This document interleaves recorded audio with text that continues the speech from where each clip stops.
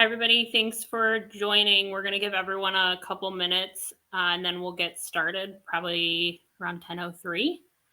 So hang tight. We don't have any fun elevator music for you, but hopefully that's a good thing.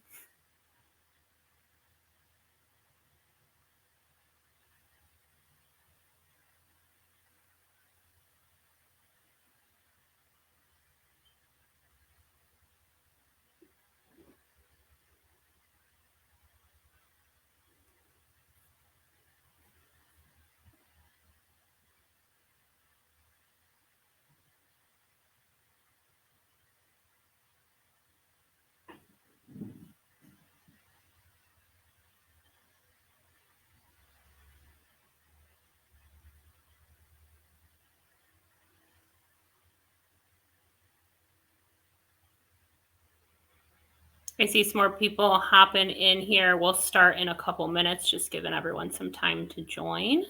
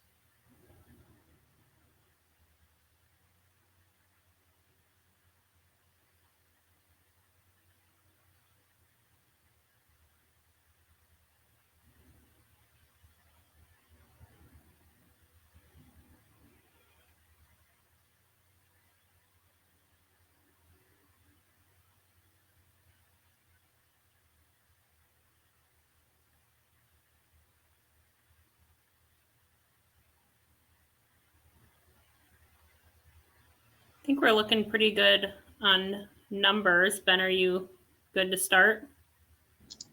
I'm ready. Awesome. Well, good morning, everybody, and thanks for joining our webinar. We're from Clayton McCurvey. We're a full-service CPA firm.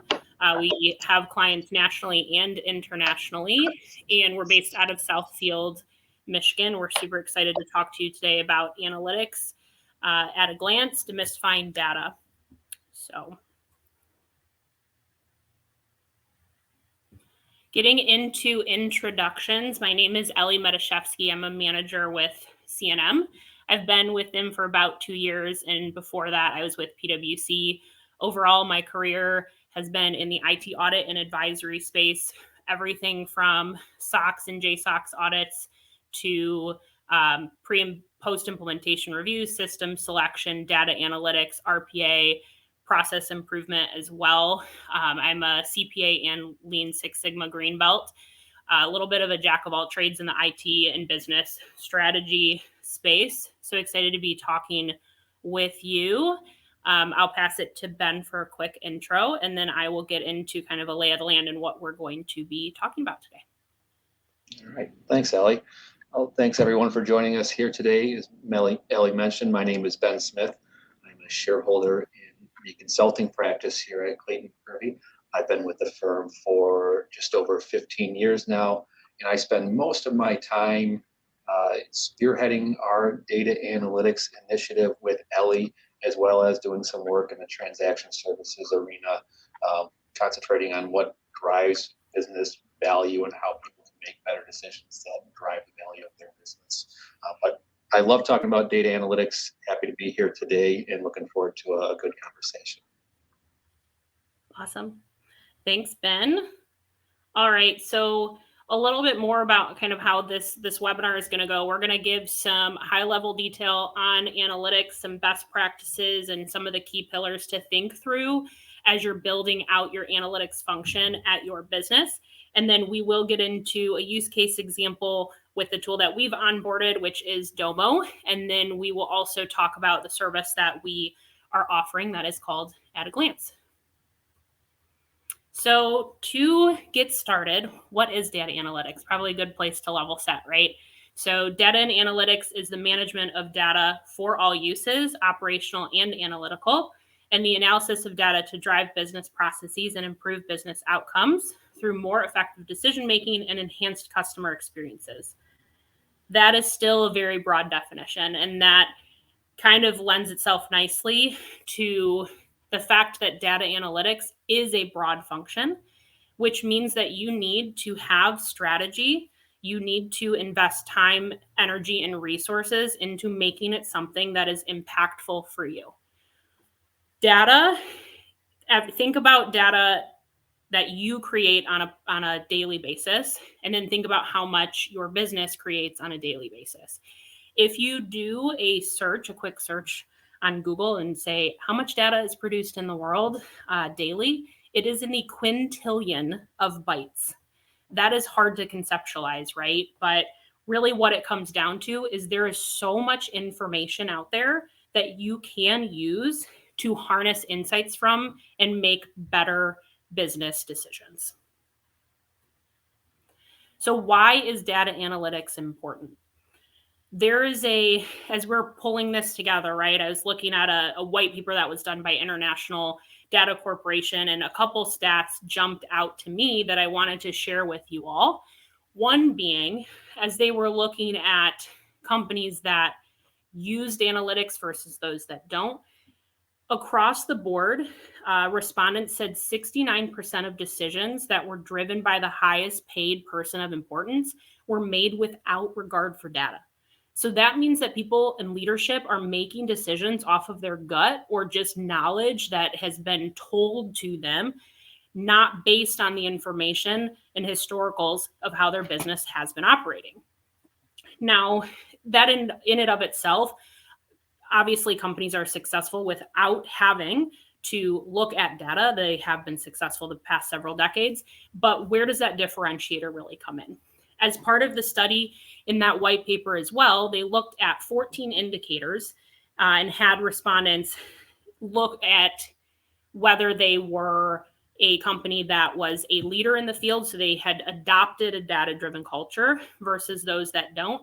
And they responded across these indicators to say, how well did you grow in the past several years and months? Of those that invested in analytics and they made it part of their business, they had a function, they had a data-driven culture. Those companies had a 2.5 times better improvement outcomes over laggards in the field. That's pretty significant. One of the items that they did look at was revenue. I know everybody on this call can resonate with that. So the 2.5 is, an average across those 14 areas, revenue being one of them. For the companies that had invested in analytics, they had a 3.2 times better business improvement outcome over those that did not. And that is even more significant, right? I hope that kind of sinks in for everybody who's on the call today. Now, some more qualitative things around why data analytics is important. It helps companies make informed and focused decisions, kind of leading back to that stat I said at the beginning. It also interjects process improvement into your company if it is not something that is already part of it today. What do I mean by that? Oftentimes we'll visualize something or we'll pull some analytics together and the stakeholder might say that number looks funny. And that could be a couple things, right? It could be that the data is not clean, and so there needs to be a process around that. It could be that there's ineffective controls at the front end. And it could be just human error, right? There's a lot of different things that could cause the number to look a little funny to the person that we're showing it to. It also could be the fact that they just aren't used to seeing that number, and then you can make better decisions off of it as well. But throughout the process of visualizing and getting analytics kind of up and off the ground, it forces you to look at the processes that create and inform that data. It also, data analytics does improve operational efficiency.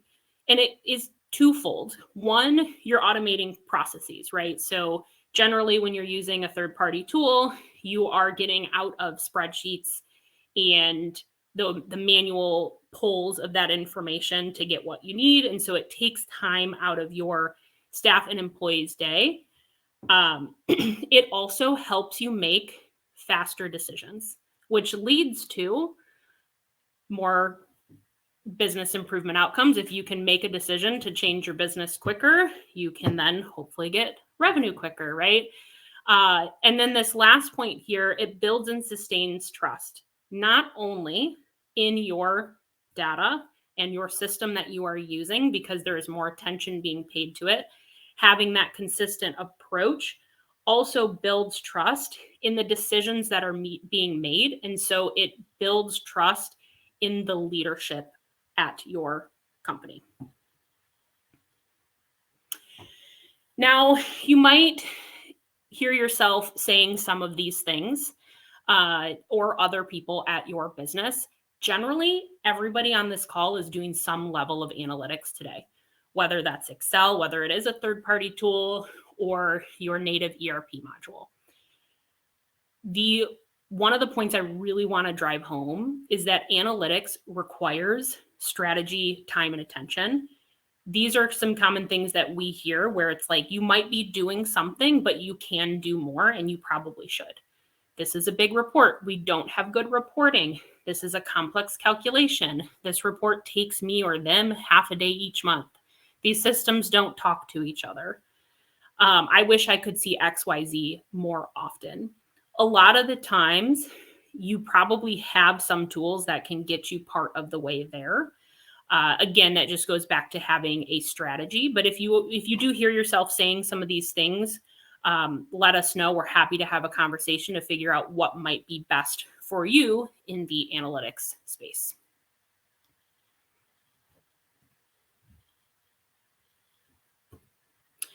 So, thinking through some of the other pillars that you need to have a successful analytics function, a data-driven culture, you need a tool, right? And again, everybody on this call is likely doing some level today, whether it be Excel, your native ERP reporting module. You may have already onboarded a third-party tool. The middle bullets here, so Power BI through Google Analytics, those are your third-party reporting tools. Generally, there's pros and cons across any type of technology that you pick. Generally, third-party tools give you a bit more functionality, a bit more flexibility with how you're connecting your data and how you are visualizing it. For example, DOMO, which we'll talk a bit more about later in the call, but DOMO has about 150 plus visualization options. And if you multiply that by the hundreds of KPIs that exist in each industry, you get a ton of permutations. Why am I saying that? Because at the end of the day, every single one of these options does the exact same thing. And this is a small subset of what exists today in the world of analytics, right? Every single tool ends up doing the same thing. The companies that are most successful have a team that is knowledgeable in how to select the right KPI and the right visualization to have actionable items come off of that. So you need to use the tools in the right way or the investment doesn't pan out. Now, another pillar I do want to touch on is data integrity and data security. Data integrity is the accuracy, completeness, and quality of data as it's maintained over time and across formats. Preserving the integrity of your company's data is a constant process.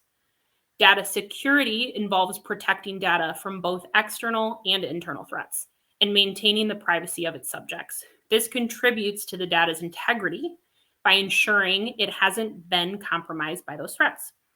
Data integrity isn't the same as data security, although the two concepts are related. Now, what could affect both of these areas, right? Data integrity, someone may accidentally delete a line in your database or your table. They could miss key information. So what does that lead to? Human error.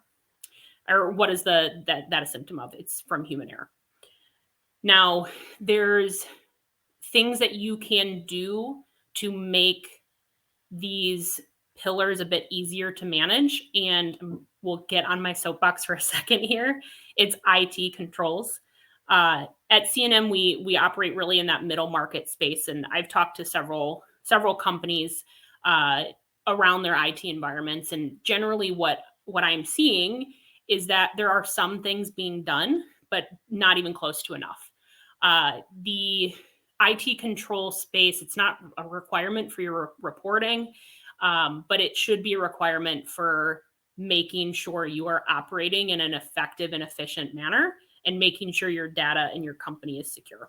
So having data integrity, IT controls over your entire environment is not only going to make it easier for someone to analyze your data in the function that we are talking about, so visualizations and dashboarding, or your ERP, but also your financial statements. It will make them more correct, right, and easier to audit, so it decreases your cost of compliance. I could talk about this with any of you for probably another entire webinar.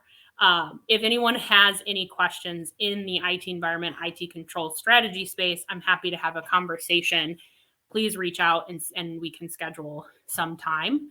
At the end of the day, having and paying attention to IT is extremely important for data analytics in the data integrity and data security space.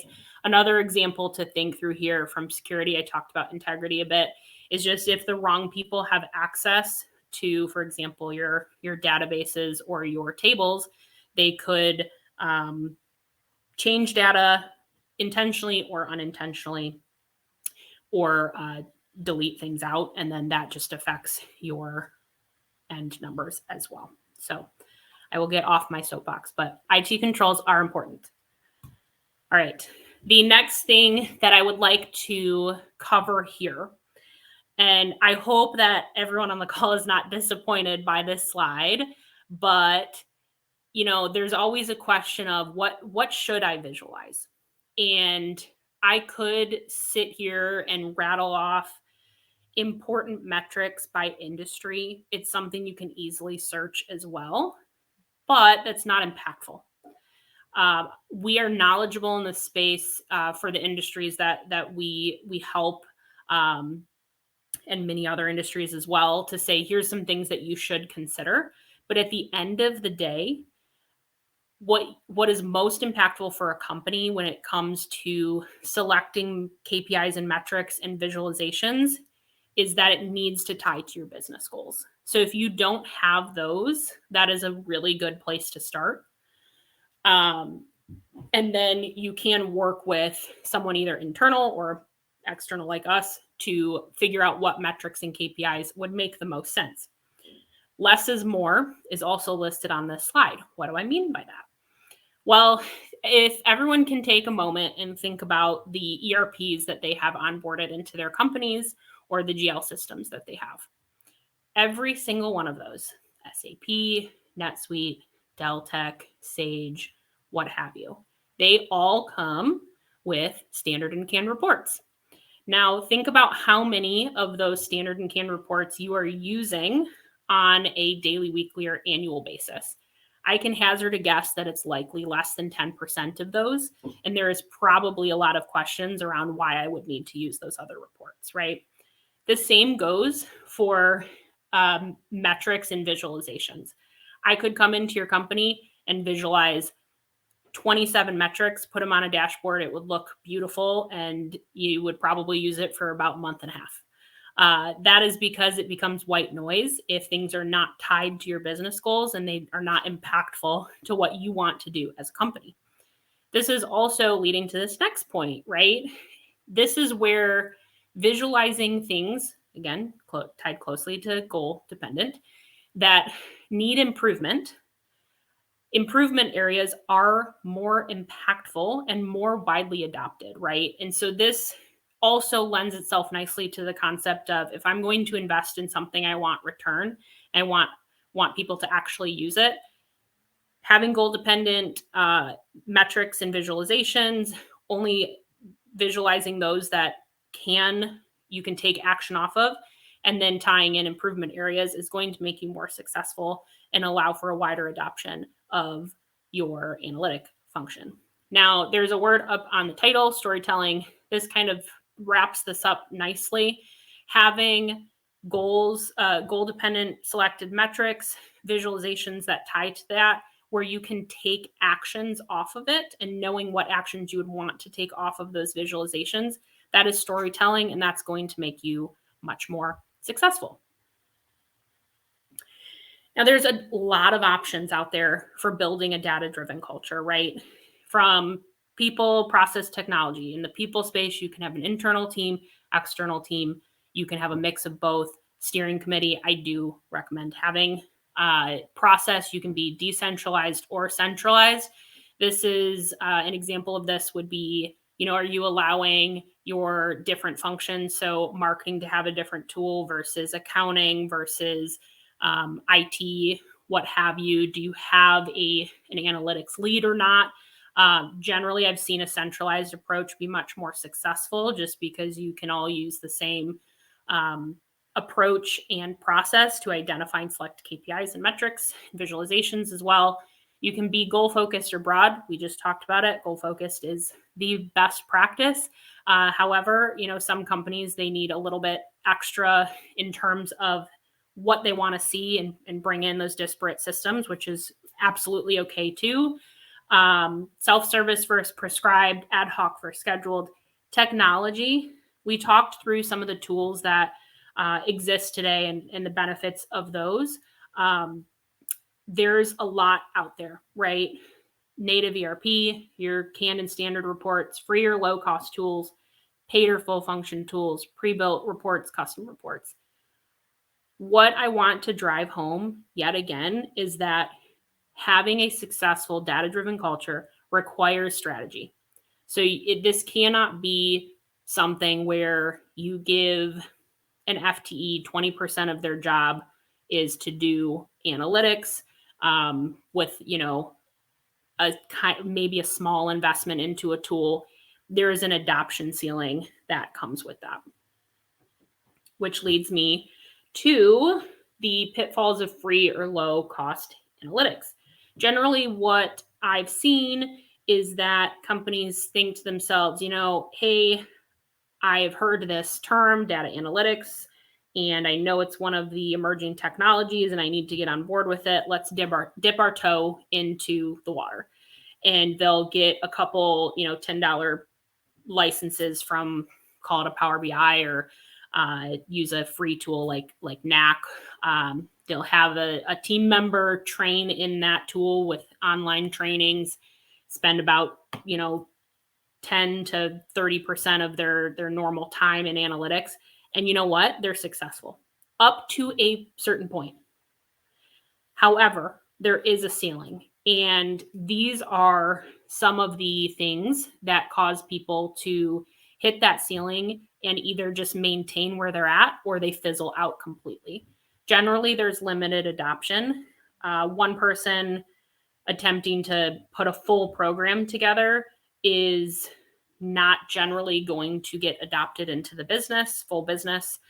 There's generally internal resource strain, so that's part of their job might become a bit more than they would like to take on because preferences are inserted into that. Generally, people get excited around new technology, and leadership might be asking for different things. Example, if you have 5 leaders that are all interested in this technology that you're trying to build out, they might all want to see things different ways.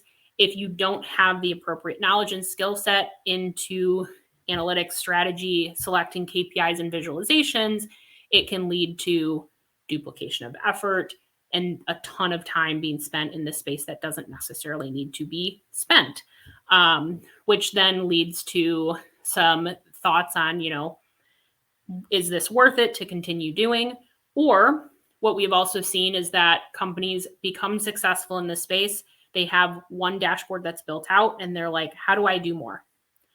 They don't necessarily have the requisite knowledge to expand it. They don't have the strategy. And then they're thinking about investing more into analytics.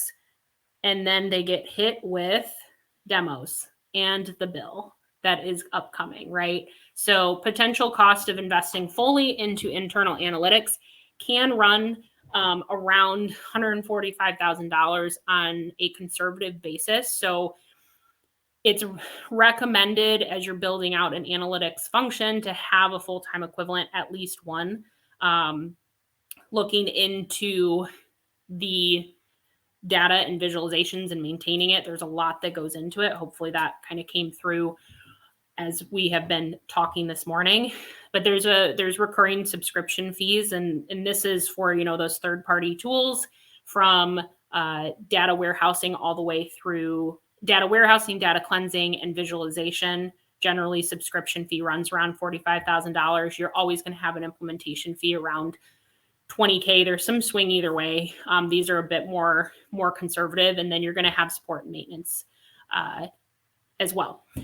There's also considerations internal to your company outside of just money. There's training needs for your staff. There's resource strain in implementing this, as well as upskilling your BI staff that you would be bringing on. They're often extremely knowledgeable in the technology. They're not always knowledgeable in the different functions of your business, like accounting, marketing, what have you. That is where it's helpful to have sometimes an external person come in with those backgrounds. There's also a retention gap with BI staff. Their business intelligence staff. They're extremely sought after.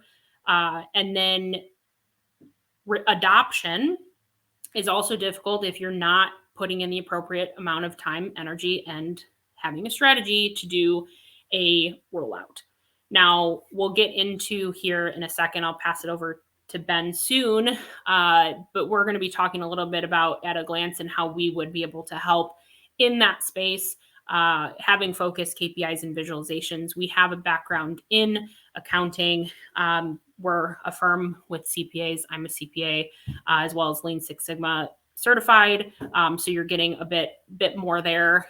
There's an easy to use platform, and it's reduced resource strain since we can help with kind of what to visualize the strategy. And then there's not as much training because it is an easy to use platform and at a fraction of the cost. So I will now pass it to Ben to talk about at a glance. All right.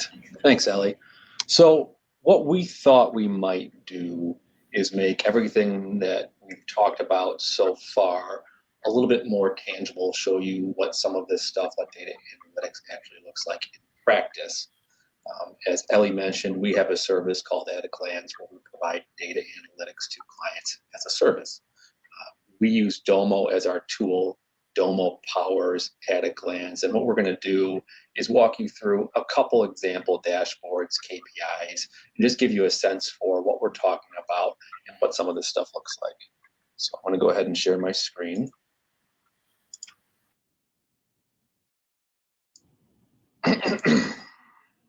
Okay, so this is our At a Glance dashboard, our At a Glance application. All right, and I've prepared 3 different dashboards for us to take a look at today that kind of take the initial directions that we see clients take when they're starting to launch a data analytics program. The first direction that people take is they say, what I'm really looking for is a single view, a dashboard that shows me all of my strategic KPIs in one spot so I can see how my business is doing so I can have key management in my business see how our business is doing, and get us all talking the same language, looking at the same numbers, and kind of synced up. So what you see here is a fictitious dashboard for a company that's in the professional services industry and some of their key metrics. So on the left here, we've pulled together just some real-time headcounts by location and by division. What's important to this company is making sure that they have enough revenue in the pipeline to make sure that they're going to remain profitable, but they're not going to have a drop in revenue. So here we've got a gauge that just monitors from their CRM what their pipeline looks like. They've got a goal here of 5 million. Currently, they're at 4.8 million of potential opportunities in their pipeline. To step up the sales activity a little bit. Down here, we have kind of a view of utilization. This is a professional services business, so people are critical to their business. So understanding their utilization is critical. And what we've taken is a somewhat unique approach to a bullet chart here to visualize and demonstrate what this company's utilization looks like historically. So you'll see the black line here is the billable target for each week that this business was in operation. The blue column here are the actual billable hours or the work that our people are doing each week. And you can see the difference. So when there's a gap, the blue column is lower than the black line. We're not meeting our utilization. In other cases, there are weeks that we exceeded our utilization.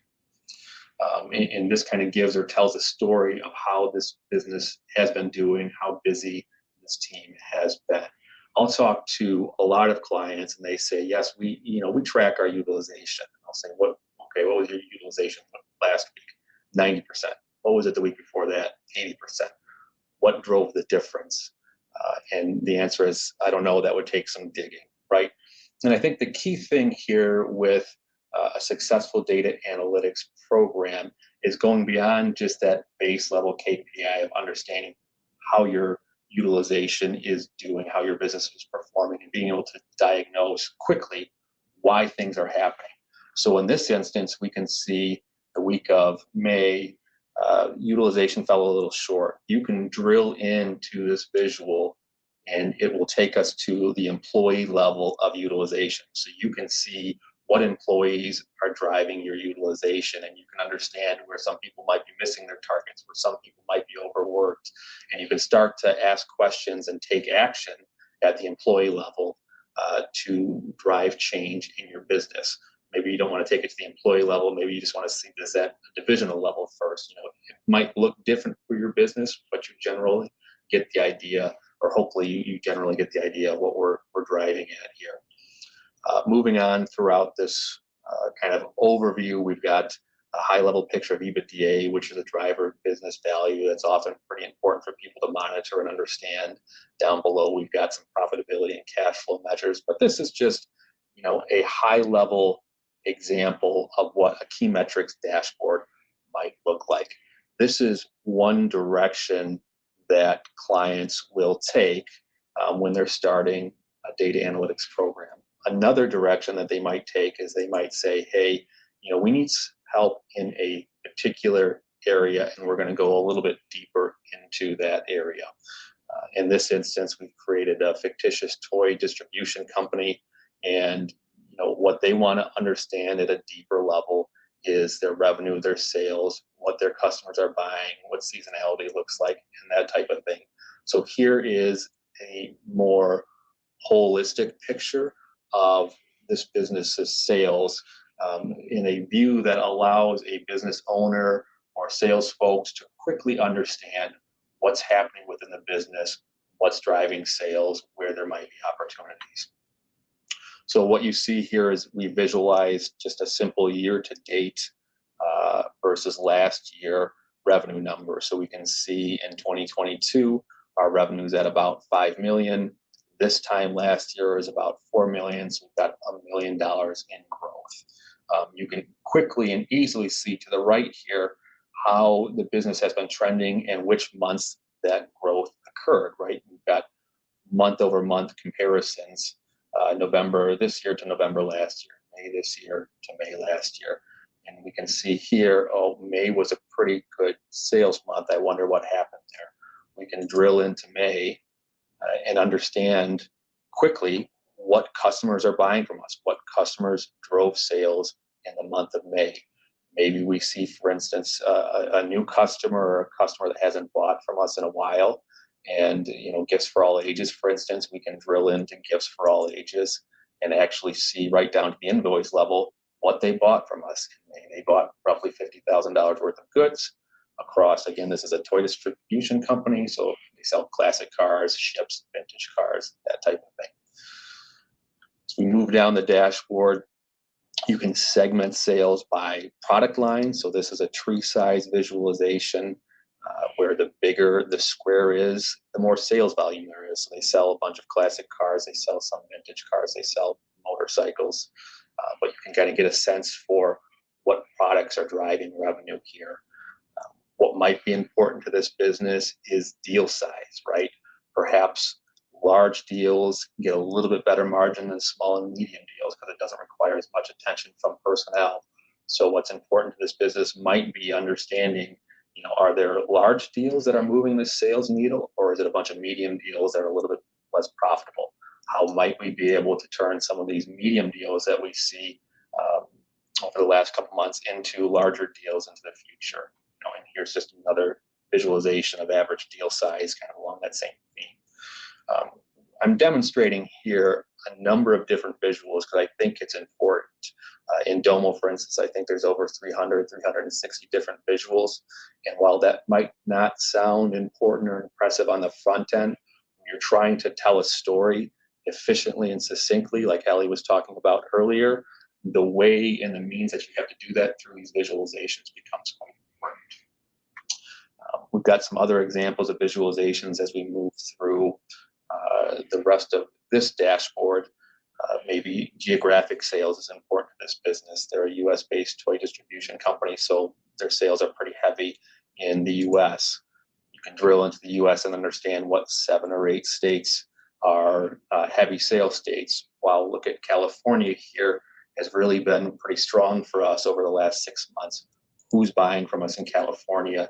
You can immediately get down to and answer that question or that stream of questions within just a couple clicks. We can see that Mini Gifts from California has been buying a ton for us. They bought $700,000 worth of goods in the last 6 months.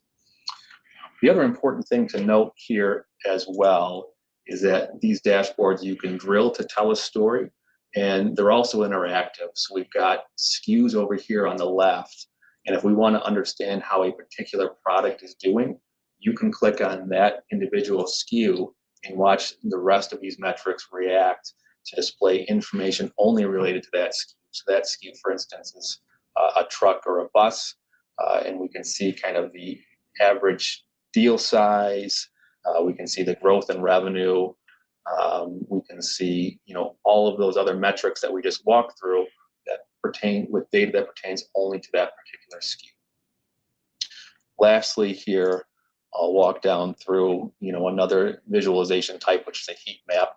Maybe order density and customer buying patterns are important to this distributor. So here we can see a heat map of customer orders over the last 6 months. And we can see, for instance, that the Euro shopping channel made 41 orders in the month of February.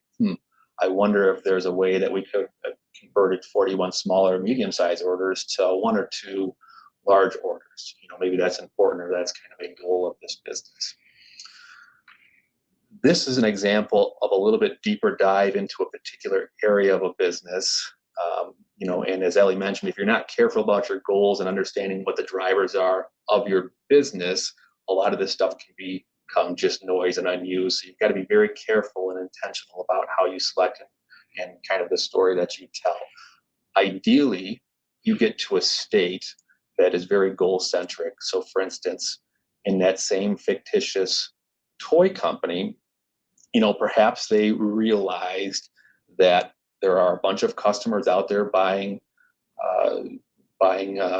model cars from them, classic cars, and those customers don't realize that the toy distribution company also sells vintage cars.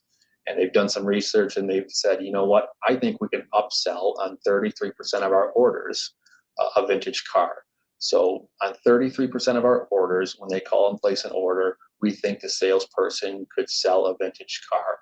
We're going to set this goal for our business, and we're going to monitor that. So here, what you see is an example of that dashboard where we've got the orders and the percentage of orders that include vintage car sales, right? We've set a goal of 1/3, 33%. Currently, our business is operating, hitting 32% of sales, a little bit short of our goal. You can quickly see what's been going on with vintage automobile sales over here on the right.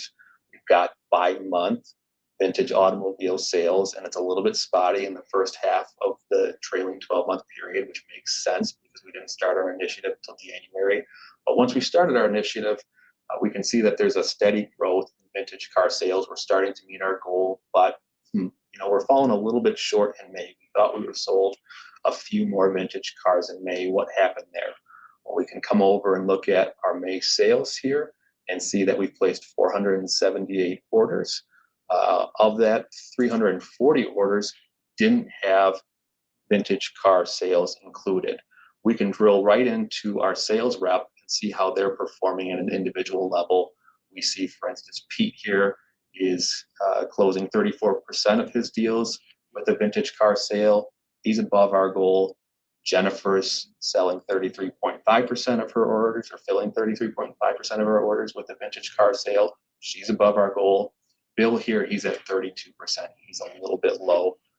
I wonder what's going on here. We view dashboards not as a means to call people out, but they're a means of celebrating success and identifying opportunities. So in this instance, we can drill into Bill, and we can see that he's had a number of client orders in the last 6 months. Euro Shopping Channel has placed 21 orders, of which none of them included a vintage car, and many gifts distributors have placed 14 orders, of which none of them included a vintage car. So now we can go talk to Bill. We can take action and say, hey, Bill, we set this goal.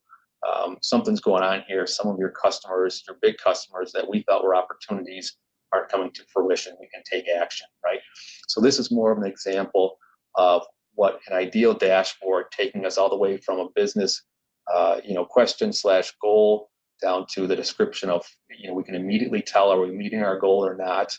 We can diagnose what's going on in our business and drive it all the way down to an action.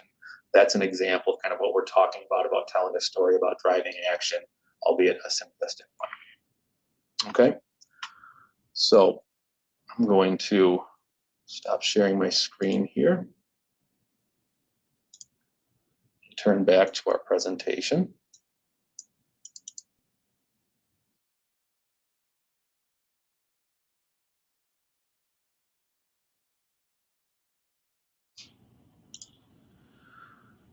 Okay, so what you saw there was an example of kind of DOMO behind the scenes. You saw the visualizations, and you saw kind of seamless visualizations. Behind the scenes, what DOMO was doing, it was going out to multiple data sources on a scheduled basis, pulling that data into its cloud, warehousing that data, transforming that raw data into information, and creating visualizations that were information for us that told a story and drove action, right? So while it was seamless, while it looked like all of that data might have come from a single report, it was actually coming from many different sources in the business. All right. What you saw in that example may or may not, likely probably wasn't a use case for your business. There are many different types of use cases. We have many examples of applications of data analytics. For instance, another example might be, we're working with a company that has a number of significant contracts, and those contracts are critical to their business. If those contracts perform, the business performs. If those contracts don't perform, the business doesn't perform. What they don't have in their accounting system is an easy way to see what progress has happened on these contracts month over month. They can't see how these contracts are impacting their overall profitability. That's an application for data analytics, where we can go in and seamlessly pull out kind of and create the report so they can understand how their contracts are performing, and how that's impacting their business over the course of 7 to 10 seconds, right? They can tell whether they're on track for their goal or off track. Another example would be we're working with a client that does a lot of project costing. They keep their project quotes or estimates in one database. They keep their actual costs in their accounting system, right? And in order to understand how their projects are performing, somebody in the business on a weekly basis has to spend 4 to 5 hours combining the quote information from one database to the actual cost information incurred in another database so they can get that budget to actual view, right? What you can do through data analytics, through dashboards like I just showed you, through a tool like DOMO or any of the others that Elly listed, you can have that system go out and pull both of those data sets at once, aggregate that data, and automate that calculation, automate that report for you. So now that person that was spending 4 to 5 hours a week preparing those reports instead of spending time aggregating and preparing the data, can actually spend time analyzing the data, understanding which projects are going off track and notifying the project managers, right? That's an example of how data analytics is helping them. It can help them save time. It gives them information on a more regular or frequent cadence, right? Now that it doesn't take 4 to 5 hours, maybe we can look at that on a daily basis. Maybe we can automate some of those mechanical checks where if a project's costs run over budget, there's an automatic flag there. There's a lot of areas that will provide kind of new information and also save time that provide value to that business. The last example I'll give you is, a growing distributor that their business ticks based on the ability to make good buys. If they can make good buys with their suppliers, they're profitable. If they can't, they're not really as profitable. And what they need is the report that shows, by supplier, what their purchase history is, what's been going on in their business with that supplier for the last couple of months. They can get quick information real time on the phone to engage in better negotiations, to give them better negotiating leverage, which is kind of a goal of their business for this period. Those are the types of areas that when we talk about, specific goals and applications, that's what some of this looks like in practice. You might be asking yourself, or understanding the nuances here and asking yourself, how do I identify those types of areas for my business? I thought what we would do is briefly share our process with you to help give some insight in that vein. So what we do when we're trying to develop these solutions to people is we come in and we interview key management personnel. We try to understand what your business strategy is, what your secret sauce is, how you compete, right? We try to understand what your business goals are, and we try to rank those areas, those goals in terms of where data analytics might be most valuable. In order to do that, we might have to document some processes. If you don't have a straightforward process or a clear process, it's hard to deploy data analytics solutions reliably. Throughout that process, we might have to also execute some basic technology surveys to make sure that we fully understand the problem. Once we've understood the problem or the business goal, we go into a build phase where we'll typically build out 1 to 3 KPIs that address that specific goal, that take you from that what's happening to action state I showed earlier. To do that, we have to connect to a few different data sources, which we first have to understand. And throughout this process, we'll usually have a few different working sessions with the business unit or the business to confirm that we are fully understanding that problem and meeting the needs of that problem, right?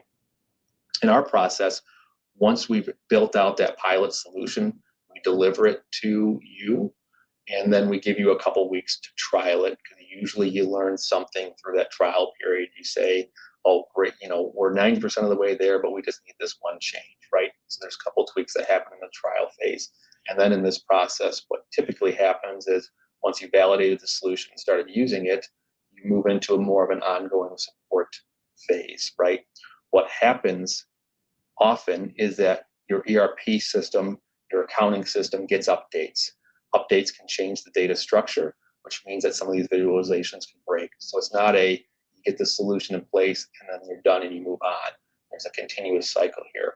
What we found to be most beneficial is that you find a couple key areas where data analytics can provide value, and you replicate this process in 2 or 3 areas to demonstrate the data analytics abilities and the value to people in your organization, and then you can take more of a top-down approach.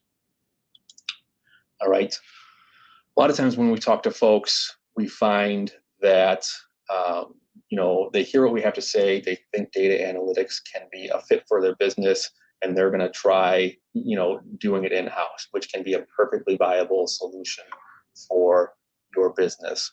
Oftentimes, what we hear from those same people is that the time to value, the lead time to get some of these applications in place is much greater than they thought. There's incremental implementation costs, like Elly mentioned earlier, where you buy a free tier and all of a sudden to get where you need to go, your cost balloon, right? They don't give credit to the support and maintenance required to dashboards once they're up and running. And then they don't also give credit to some of the art that takes place here. So if you're thinking about doing a process like this yourself, doing it in-house, those are some areas that you want to consider and think through and address before you start your initiative if you want it to be successful. So I'm going to close here before our Q&A with just a light pitch here. If what you've heard resonates, if some areas come to mind in your business that you think might be an application for data analytics, we'd be happy to talk to you. We've designed a service that we think is a great way for you to dip your toe into the data analytics realm at a relatively low risk, right? There's not a huge upfront cost in the service that we are providing because, as we mentioned earlier in our process, what we do is we come in, understand your problem, we build a solution, we deliver that solution to you, we let you trial it for a period of weeks, and after that solution is validated, after you see value in that solution, and only then would we move into a subscription type arrangement where at a relatively low monthly fee, you will get access to this dashboard on an ongoing basis, as well as break, fix, and maintenance support, right? So we do the understand, build, deliver, and trial all up front. You get to test it, understand it, see the value, and then you can enter into a subscription arrangement with us if you like what you see. Through that process, what you get once we get to that subscription phase is access to the portal 24/7, 1 to 5 logins, 1 to 5 people in your organization. You'll have 1 to 3 KPIs visualized that put together, and then you also get that ongoing support and maintenance. So if you like what you see, we'd be happy to talk to you at some point in the future about the service. But that's kind of my soft pitch. What we're going to do right now is flip back to Q&A here and see if there's any questions that have come in, or if people have any questions on the content that we've covered today. Anything's fair game.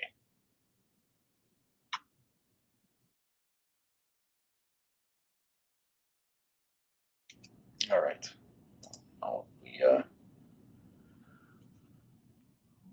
Right. So I don't see anything else in the queue. Here we go. Yeah. So we've got a question here. What's the average cost of the subscription? Is it based on the size of company or data? Elly, you wanna take that one? Yeah. So the average cost is around $500. There could be some swing depending on if you want additional KPIs as part of the initial implementation. We do have a special going right now with waived implementation fees. So please reach out to learn more. But all in, generally, you're going to be under 10 grand for the year if you were to go with us versus doing your own implementation and tool onboarding, which is the slide from earlier, around $145,000. So fractional compared to that. Yeah, I would agree. And I think we target 500 a month, and it does scale. It's mostly driven by data. So if you've got, millions and millions and millions of records, that kind of causes the fee to increase. But we try to target a good kind of cost to value ratio there at $500 a month. And I think more often than not, people see far more value than that in the service. Yeah. We're getting a couple questions on how long it takes to get started and then kind of process for a timeline for discovery to trial. And then also integration. So I can speak a little bit to that. And then Ben, feel free to join in. Generally, the longest part of the process is data connection. It takes a couple meetings to get discovery done. I would say to trial on the low end, 6 to 8 weeks. And then it can uptick from there. On average, it's usually a few months until we get something that's solid that you're good to kind of take into the subscription space, but we want to make sure you're comfortable with what's being presented. It can be quicker than that if you have really clean data, which we would love to see, but doesn't always happen. And then there's usually some, API work upfront as well, depending on what systems you have. DOMO has an extensive catalog of connectors, and then we can generally connect to any system through REST API and ODBC connection as well. So we have quite a few options. It just depends on what systems you guys have today. So we'll do that as that conversation happens as part of discovery as well. And then we validate whether an existing connector exists or we need to use API. So anything to add there, Ben? Timeline or connection?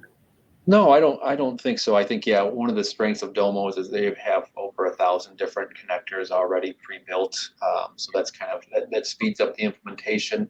Got a question about a specific connector here that we'd have to go back and do some research, but we'd be happy to get back with you offline on the availability of that connector there.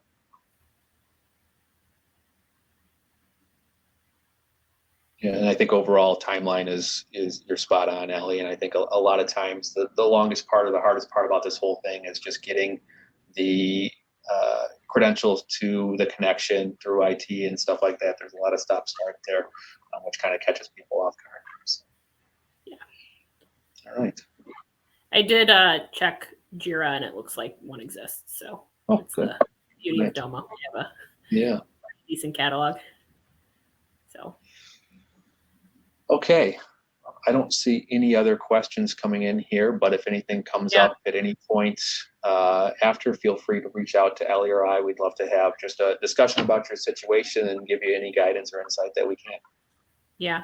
I do want to put in a plug here too. It doesn't have to be about analytics necessarily. If it's general IT strategy or just strategy in general, even if you don't necessarily want to buy into the tool, we're happy to have a conversation either way. So please reach out. Thanks everybody for joining this morning. We really appreciate that you are here. All right. Thanks everyone. Oh, one more thing popped in the chat. We have some thought leadership out on our website as well. So Denise was kind enough to pop that into the question section. So Clayton McCurvey/insights. Check us out there. Thanks. Thanks, everybody. Have a good day.